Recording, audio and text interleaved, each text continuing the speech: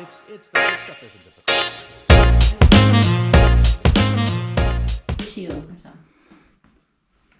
Are you ready? All right, go ahead.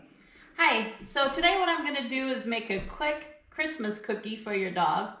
So I'm going to make some doggy candy canes, and I'm going to make it real simple so you can do this at home with your kids, and it's not a real complicated recipe. This is a pumpkin spice, so it's got some ingredients in there that should freshen your dog's breath a little bit. So that way when they kiss you at Christmas time, their breath will be nice. So what we're going to do first is we're going to start with the basic ingredients. We have our pumpkin, we have flour, we have diced apples, parsley, eggs, almond milk, yogurt, and cinnamon. And it's the parsley and the cinnamon that's going to help and freshen your dog's breath.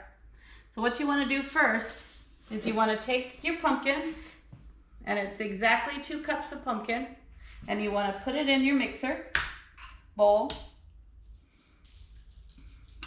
It'll be good at Christmas time to have your dog have a nice treat too. Just what you want to do is do not hang these candy canes on the Christmas tree or your dogs will knock down the tree. So after you have the pumpkin, then what you want to put next is your apple. And I dice my apple real fine because my dogs aren't really fond of apple. You don't have to. I like to because I think it holds the consistency of the cookie and the dogs can't pick out the apple.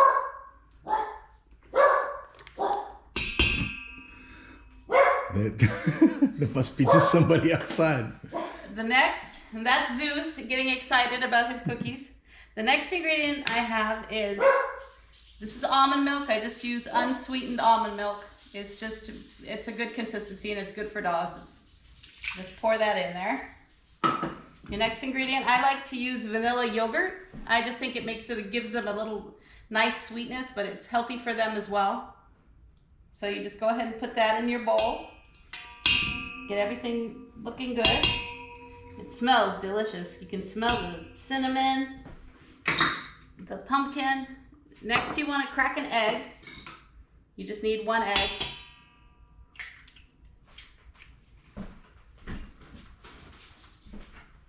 After that, you just want to take a little bit of parsley, throw it in there. And you're going to set this egg to the side because we're going to use those to decorate the cookies. So now I'm going to put it on the mixer. I love this mixer. I've had this mixer for years. In fact, I've taken this mixer several times to get it fixed when it's broken because that's how much I love it. So then you just want to turn it on, low, let it mix. You can hear it. It'll mix everything up very, very good.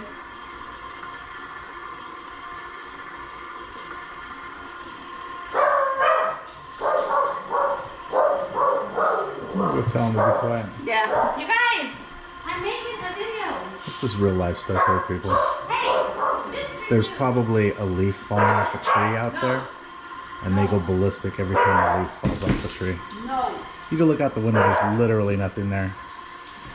Stop it. Stop barking. That's bad. Stop it. Let's see, what are they barking at? Let's see what it is. The Christmas tree. Oh, it's a man walking up the street. Well, That is worthy of them going absolutely nuts. All right, so are we mixed here? so we're all mixed here, so you want to turn it off. And then this is you gotta be careful with these mixers because the flour that I'm using is garbanzo bean flour. It's a grain-free flour. I like to use it because I like What's that? That's the cinnamon. Okay. I like to use grain-free flour because I like the consistency better than regular flour. It doesn't have any gluten in it, so it doesn't stretch. I also think it makes the cookies look a prettier color. They turn out to be like a golden color, and I just like that color better. You can use any type of flour you want.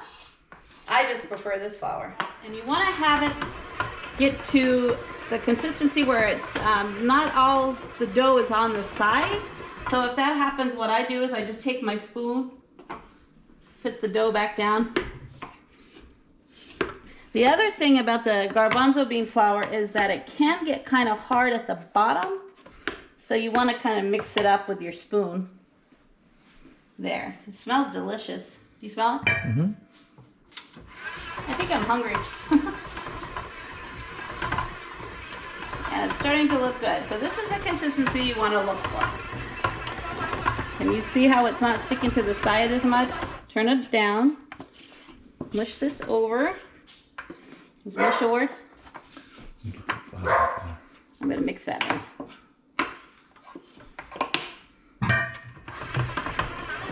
How is it he's quiet all day? It's like he knows.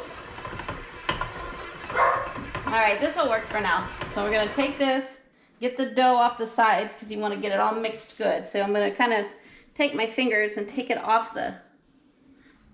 Chris likes to add to her dough sometimes some colors, but we don't like to use food coloring because food coloring is, there's just nothing good about it. So on the green one, we use this product here called chlorophyll. And chlorophyll is basically the green pigmentation that's taken from algae and it's taken from plants. It's 100% natural and it's supposed to be pretty good for, what does it say on there?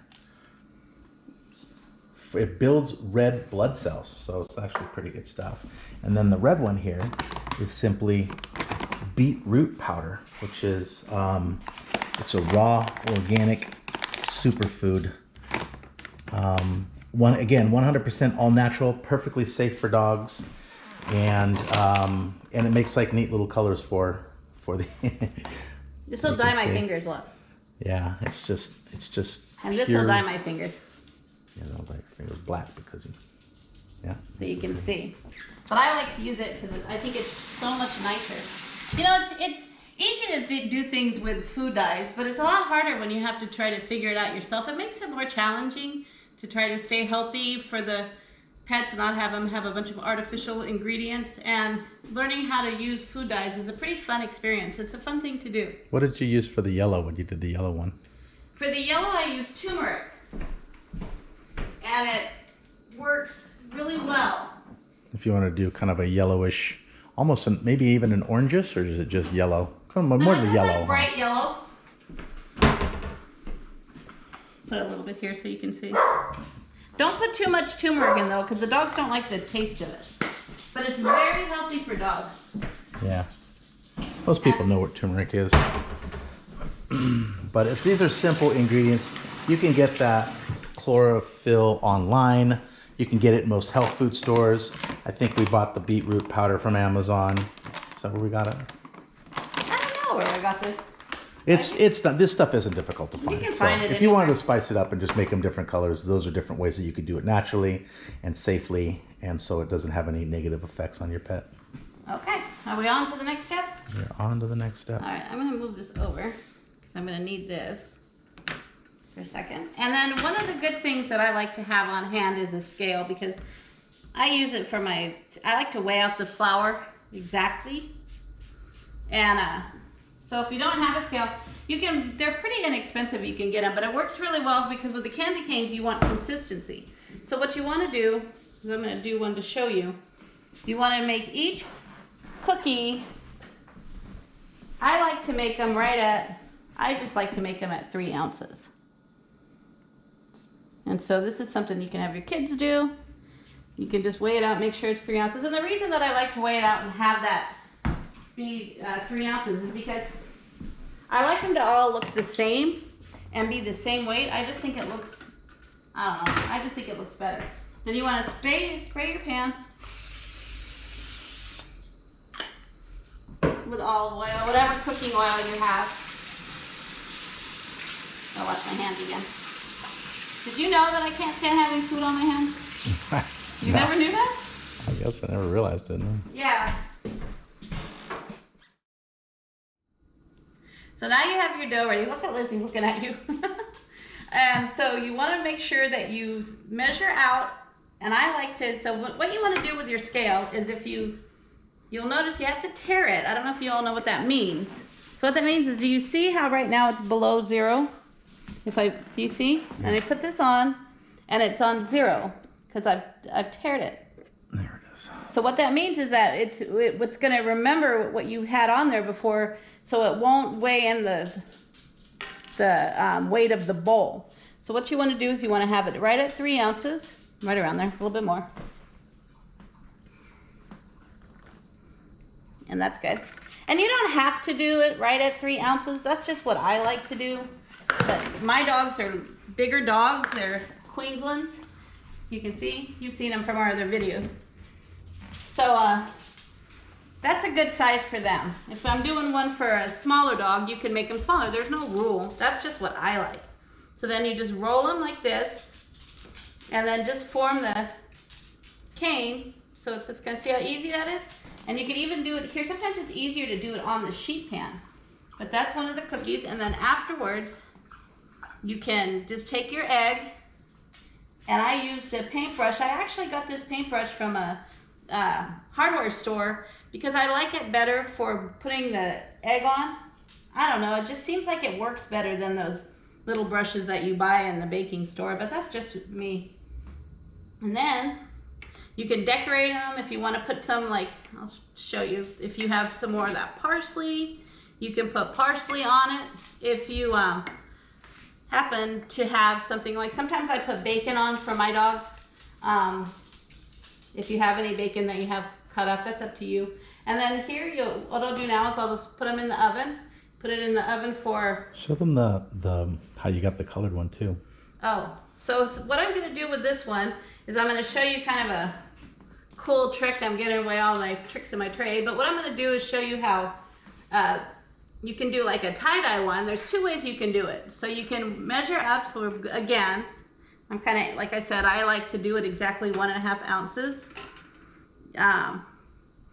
So you can get that one, and then now you have your other cookies that you have dyed, and this is more for like a Christmas cookie or for more of a holiday cookie, just to give you an idea. And then you want to take the dough, so you've split the 3 ounces now into 1.5 ounces per cane, and you want to take it and roll it out and make sure that they're like right around the same size. But you know, you should be having fun with this, so if it's not a big deal. It's more important that you enjoy doing something fun for your dog. And then you just want to take it and twist it around. I like to twist it. You don't have to. Like I said, there's no rules. But I do find out that if I make them the same length, that they twist a lot better. So you can kind of see. I never really was good at braiding. So if any of you out there were good at braiding, you'll probably do a better job than me. But you can get an idea. And then kind of loop this around. Got this on here. And I got a braided candy cane. Put the egg on it. And now another cool thing to do is that if you take your cookie dough, if you're more of like the, like to do things a little wild, and you've got your, let's do 1 ounce, and then I want to do the same so that they're even, and then I do 1 ounce of red, and then, I don't even think that you know about this. This is a super secret ingredient. And then what you want to do is just mix them together. Okay. Like this. There's no set way, just mix them all. And then what'll happen, what people think is really cool, is it forms like a tie-dye, see? And you can see? Yeah. Isn't that pretty? That's cool. So if you don't want to do the whole braiding thing, because it is kind of a hassle, this is an easy way, and it makes it look, you know, bring out like your inner hippie from the 60s. You can have like a hippie dog, and then you can put that here. I'm going to turn it this way so it mixes with my other candy canes. And then don't forget your egg. I don't know, I kind of like, out of all of them, I think I like the tie-dye the best this time. What about you? Yeah, that's nice. You like it? And then you just put it in the oven. How long do you cook it for? If you cook it for 19 minutes at 350, and you're gonna get a lot of cookies. Like, look, after showing you this, look how much dough I have left for my dogs. Still quite a bit of dough. There's still a lot there. So what is these white things in here? That's the apple. Oh, the apple. That's right. So you can, you know, maybe give out some to the dogs of your neighborhood. It's super easy to make. It doesn't cost a fortune. And the good thing about doing it like this is that I really like around the holidays doing stuff with children, and kids can do this. You've got your kids at home and they're bored. Why not let them make their dog some treats? You can even, this is fun, watch this. You're going to be super impressed, Justin, because you've never seen this. Don't give away all your secrets. Huh? Don't give away all your secrets. That's your snail. I've seen your snail before. You have? You can make little Christmas snails. Because nothing says Christmas like a snail. And you can make different color ones, and and when they're ready, I'll take them out of the oven, and then we can feed them to our dogs and see if they pass the doggy test. What's the doggy test? See if our dogs will eat them. Oh, they'll eat anything. That's rude. Well, I don't. You know it is. They never complain about cookies. Should I put some bacon on one so they can see what it looks like? What kind of bacon is it? This is turkey bacon that I have for a... Anytime we put bacon, what we refer to as bacon, it's always going to be turkey bacon because it's nice and lean. You don't want to give your dog anything that's too fatty because it could end up in pancreatitis or something like that. So steer away from regular bacon if you can. And if you use turkey bacon, you don't have to use too much. And then what I do is that I bake it. And then after I take it out of the oven, then I get a paper towel and dab as much grease off as I can. But I take the grease off of pizzas too, so I just don't like that. But I do that, and then I put it through a food processor, but you don't have to do that. You can just chop it up. But I just wanted you to see what some look like with bacon on it. Okay, so now you have your oven at 350 degrees. Just want to put your cookies in. Make sure that you spray the pan first or they'll stick. And set a timer for 19 minutes and you should be ready to go. Okay, so now the timer's gone off and it's been 19 minutes, so I'm going to pull these out of the oven so you can see what they look like all done. And voila, the finished project. You have your bacon, you have your braided if you wanted to do that. You've got different sizes. You've got, see how the snails stay up if you could hold them up like that? Yeah. See, if you lay them on their side, then they won't stand up. But if you bake them standing up, then you could use them like, you could put them out for Christmas decorations. And so, yeah, you've got all different ideas, different Christmas cookies. And then, if you wanted to, I made some more over here just so you could see. So here's some different size ones, and these are just braided different ways. So you can check those out. I just made these from that extra dough. These are just going to be for my guys. Are those the same as these ones that are over here? Yeah, and then these are just some more that I made for our dogs. We're going to fill our dogs' stockings with, and then different Christmas cookies. All right. So thanks. Have a great holiday. I'll probably see you before then, but if not. All right. Bye.